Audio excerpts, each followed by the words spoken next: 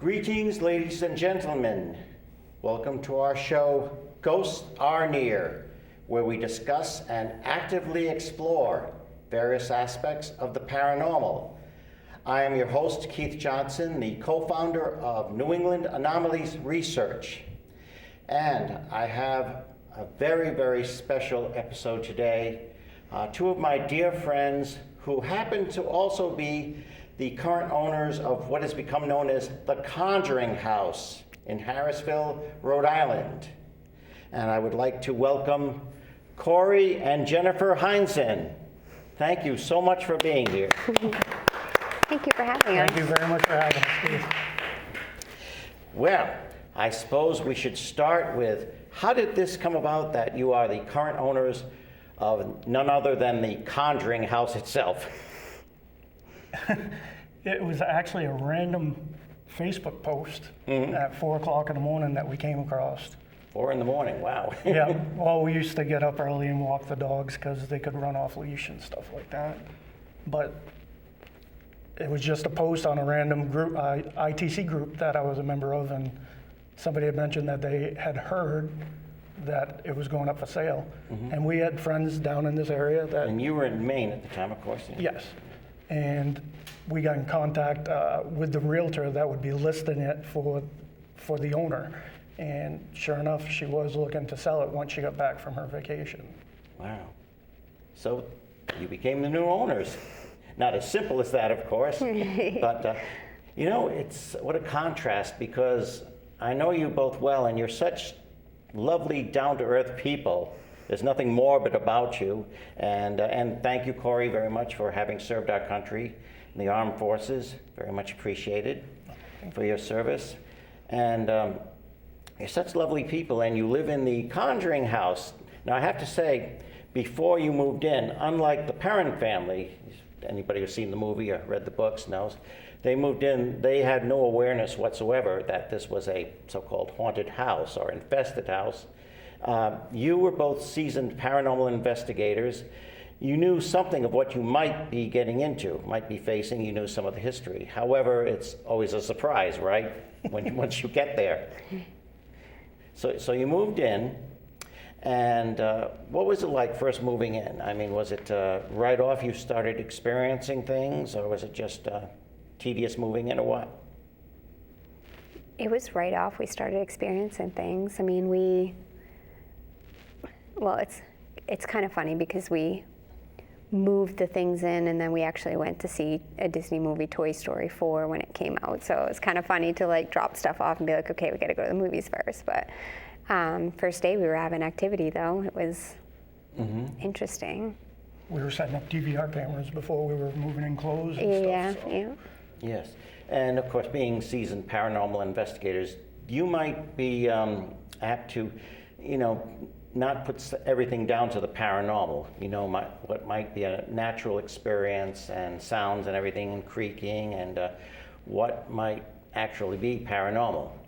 So what was the first actual paranormal thing that, and you knew it wasn't mice or the house settling or whatever? I mean, the first thing that happened was a door opened right next to us, but I felt it was pretty relevant because of what we were discussing. And this door is really hard to open. During our walkthrough, you had a hard time opening it, and so did your father, right? Yeah. I mean, we knew it was in a door that easily opened, so when it opened, we kind of all looked at each other like, okay, that's interesting. Our daughter heard a growl, so that I thought was pretty relevant. Trying to think of what happened day one. I mean, as far as the doors opening up and stuff like that, we weren't used to the house. Right. Right. you know, for a while. So it's like, what are the common things that, you know, what happens? You know, are the floorboards weak? Do they Yes. swell or what? So it's like kind of chalking that kind of stuff up. It was just weird timing. I think for me, definitely, it was the shadow figure that like presented itself in front of me and Jen, because I was like, That was a couple weeks though. yeah, that was a couple weeks, Yeah. but I mean, that was more definitive of what we were looking for. There was Right. no denying that. Right. So, No debunking that. yeah. Right, because you do know how to debunk too. Yeah. Yes. Yeah. Let's mention a little about the history of the house for those who may not be totally familiar with the background story.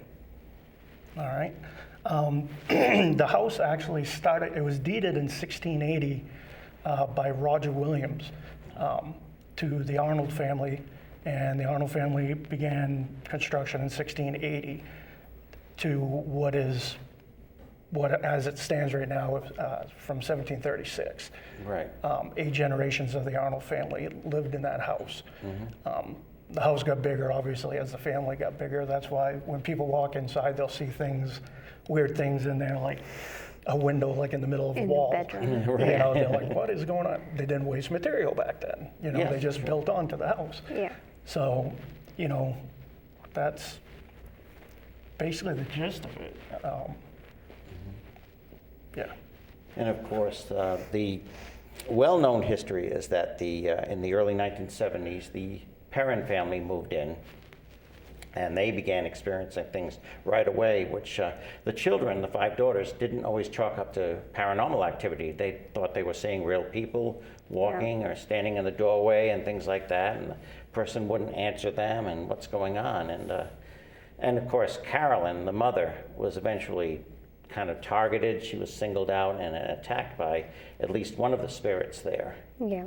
And unlike the movie, they were there for a good 10 years, just about 10 years they lived there. And it wasn't constant, horrendous, you know, siege or anything like that. They weren't being attacked constantly, but they did have their very, very, very frightening moments. And one of those frightening moments was in what is now the library in your house, right? Yes. It was originally, Yes, originally their Roger and bedroom. Carolyn Perron's bedroom. Yeah. Could you explain what happened in that bedroom, or the library as it is now?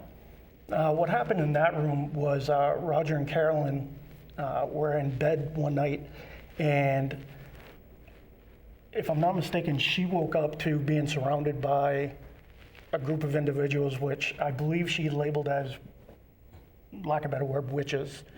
And they were saying some sort of chant, drive you out with doom and gloom. I don't know the exact verbiage. And that's what she chalked it up to. The way she described the one figure was it had a beehive head, sharp teeth, twigs for arms, Right. antlers, maybe. Maybe. Almost like an earth elemental. Makes you seem like it was like a Native American Right. Right. something, but that's what really drove them. And then Roger got I was gonna scratched say that Roger night. had. Right. And this dreadful apparition, the neck seemed to be broken, the head was lying on the shoulder, and Yes. not something you really want to wake up to. Right. And they had multiple encounters there, I guess. I think that was the last straw for them. That was what made them switch the bedroom, because of that Right. experience. But that wasn't their first experience. Yeah. Right, and a lot of this, of course, was related by Andrea Perron in the House of Darkness, House of Light trilogy. Yep. Our Yes. good friend Andrea, of course, has been a guest on our show too. And what did they do about it when they were experiencing this activity in their house? I do believe they reached out for help to like this little known group. Actually, they came before the Warrens. Yeah, that's what it was. That's right. Yeah. A little team called Pyro, which was you and your brother's team, Yeah, and And Donna. Donna, yeah, because we got pictures of you guys walking around looking all spunky with the long hair and stuff like oh yeah, that. yeah, it's back in the But- 70s. But a lot of people don't realize that, because we bring that up during the tours and stuff, is that, you know, the Warrens may not have even heard of this case if it wouldn't have been for you guys. Yeah, we were friends with them at the time, and Yep. we did notify them that, and we actually asked them for their advice. You know, we didn't say, can you come down and help us? We actually asked, you know, you've been in Lorraine for so many years, could we get your take on this? We need your advice, what would you do now? And they, of course, offered to become personally involved in the case. Yeah. And that's how Ed and Lorraine became involved. And as I mentioned, the parents were there for a good 10 years, and they did experience a lot there. Carolyn, I guess, was in fear for her life after a while. Said she would not survive another winter there. Right. And so eventually they did move out, but they never lost their connection to the house. And some of them, especially Andrea and her sisters, still experience things to this day, Yeah. even though they relocated across the country. Yep. Well, tell us about your experience. You've been in the house yourself. You've been in there since Right. we've. Well, one of the most memorable things, of course, I've been in there many times since the parents moved out, Yeah. with the previous owners and such like that, and of course, you good people as well. And it does seem that something remembers Sandra and I when we come in, because we hear voices, we record voices, and even audibly hear voices Yeah. when we're together. But and Carl too. Carl always seems to see the shadow figure. At least he's seen it once or twice since he's come back. Yeah. And that was one of the first things he experienced. When did you first experience the shadow figure there, so-called shadow figure? The shadow figure that me and Jen saw was probably 2-3 months. But Yeah. the shadow, the mist that I saw. The black the mist misty shadow was thing. probably within the first week. Yeah, Within the let's first say- week. Yeah, it kind of looks like smoke. Like it shimmers like. The best way to explain it is like if you see heat rising off a blacktop. Yes. So you get that shimmering effect in the corner, and then all of a sudden it looks like smoke, but it's very, very, like it's light, and then it'll gather up, like gain density, but it doesn't rise all the way to the ceiling. And it'll stop, and it'll just gain more and more mass, and then all of a sudden it'll stop moving around the room with a purpose. Yeah. And next thing you know, it's like lying right above me, like just, I didn't know what it was doing. And like, I'm trying to get my friend's attention, Bill, because Bill was down there staying with me until Jen and the kids could move down. And I'm like, I don't want to move because I don't know what this is. I've never encountered anything like this. Right. And he didn't know what to do. He didn't want to move. And next thing you know, it's moving over towards him. And I was like, okay, do I bail on Bill and run out? You know, or, you know, so we just stood our ground, and then it just kind of moved up through the ceiling. But it was amazing. Yeah. Because those are the same things that you guys encountered Yes. during your time. So, I mean, it's like validating the story without knowing that. So, And I would say that was the first maybe 2 weeks, because it was Yeah. probably after the 4th of July. So 2 weeks maybe? Yes. And when I was there back in the early 70s, of course, the Perron daughters had been giving me a private tour of the house, and they kind of latched on to me. I guess I looked like a religious figure at the time with the long hair and the side whiskers and everything. But they brought me upstairs, and there was, of course, that window that could not be closed because of the August humidity. I mean, I guess Roger had even tried taking a hammer to it and such, and it just would not close. But I did religious provocation, not to try to get a reaction. I actually was trying to comfort the children because Yeah. they were very scared, and they told me that they were Roman Catholics. So I said, call upon the name of Jesus. And when I said that name, that's when suddenly the atmosphere changed, very, very thick. You could hardly breathe, and the window came slamming down with terrific force. One of the daughters, Nancy, was hit on the left side of her head. She was slapped, and her hair went up, and she's screaming. Wow. But yeah, that was my first night there, experiencing things back then. And of course, I kept praying, and it stopped. It didn't leave the house, but the activity did stop in that room. Yeah.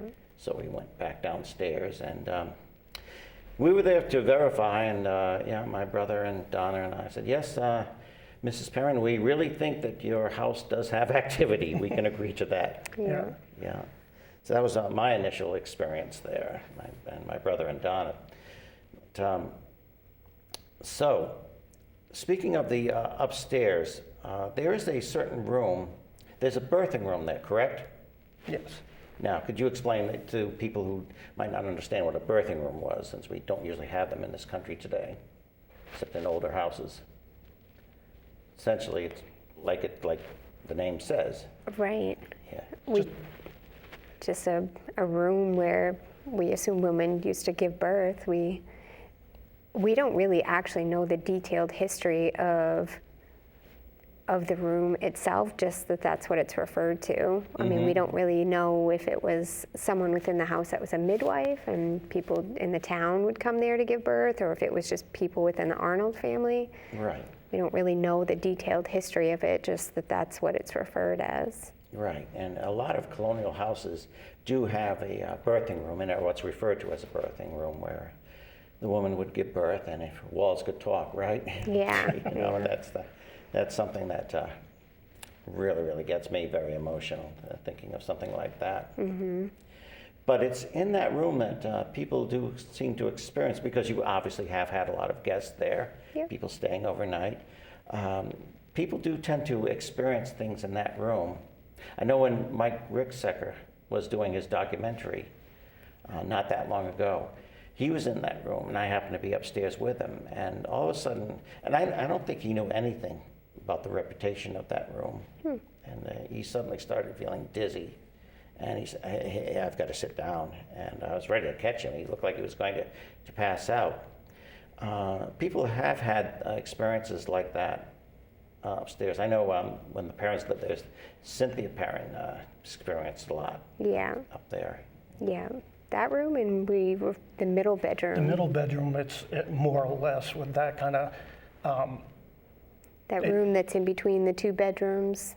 We refer to it as a middle because it's right in the middle, but a lot of people have experiences in that room too. It's like it messes with the equilibrium somehow. It almost feels like you're on a ship. Yes. And it's hard to explain, but I mean, the more time you spend in there, you almost feel like you almost feel loopy. And people who slept overnight there, like yourselves, Yep. you do experience that. Yep. And on that subject, what about the kind of the metaphysical aspects of the actual location? As far as the metaphysical aspects, we've been able to note. We've researched a little bit about it. There's two major ley lines that run through it. Okay. And so that right there, that's a good energy conductor. We sit on a major aquifer underneath us. I know when they perked the well, it was coming up at over 50 gallons a second, which that's tremendous amount of pressure. Yeah. We also sit on the old New Hampshire River, which was covered over during the last ice age. So everybody that follows this kind of stuff understands that water's an awesome conductor of energy. But I think the biggest one that I always bring up to people that for some reason it blows my mind. When you look at a traditional farm and you look at like the fencing around a farm, you always think it's square, rectangle, something like that. If you look at the farmhouse on Google Earth, it's triangular shaped for some reason. Sounds significant. Exactly. And I'm like, Interesting, why is that? You know, and it's like, Yeah. you know, but and then they think there's a portal outside, like those rocks. There's a rock formation. Oh yeah. So. Mineral content, exactly. Yeah. So in the room where, of course, we mentioned where Roger and Carolyn Perron slept, that was their bedroom where the library is. And you have caught this on a DVR system. You've caught this. There's a certain book that flies out. And you have caught this, and other people have witnessed it. If memory serves me correct, it's Moral Relativity by author David B. Wong. Yes. Why that book in particular, I wonder? I don't know. But we've seen it though. Yeah, and that book has actually come off twice within a week, but it's been a while. But it was the same book twice within a week, so we thought that was very interesting. It's one of the only books that we've noticed so far that if you open it up, it hasn't been highlighted, hasn't been written, and it's almost like asking somebody to read it. Oh. And obviously at my reading level, I'm not going to attempt it. Stop it. I'm just being honest. I mean, it's just, I've had people ask me if, are you going to read it? I'm like, I honestly don't think it's, You have to wonder if there's some kind of message within there. Oh, no, in the absolutely. contents, Absolutely, and it's just looking into it, I guess. Yeah. Now, it could also be that when the parents had their bedroom there, that maybe that's exactly that location was where something was experienced. I mean, all sorts of conjecture. Right. True. So, what other activity did you early on start to experience? And did it ever get to a point where you were uncomfortable being there, despite your experience as paranormal investigators? Myself, I haven't got to a point where I'm uncomfortable being there. Like, it's active, but nothing makes me feel like we're not wanted. So it's not at a level where I feel uncomfortable or, sometimes you feel scared, especially in the beginning. It's kind of scary to walk through at night. It's still kind of scary to walk through at night now. Yeah. But not to the level where I feel like it wants to hurt us. Okay, very good, very good. Now, of course, there's a character, a real historic person we really should mention, and that is Bathsheba Thayer Sherman Green. People know her as Bathsheba. And there's the story, of course, in the movie The Conjuring, where she's the satanic witch, and she's the entity behind all this, and she has relevance to the Salem witch trials and blah, blah, blah. Nothing that is historically accurate, but what about her? And you, of course, people come over and they're always asking you, have you seen Bathsheba? And is Bathsheba here? And what have you found out about her in relevance to the house? We know she was a real person. Yeah. She was their neighbor.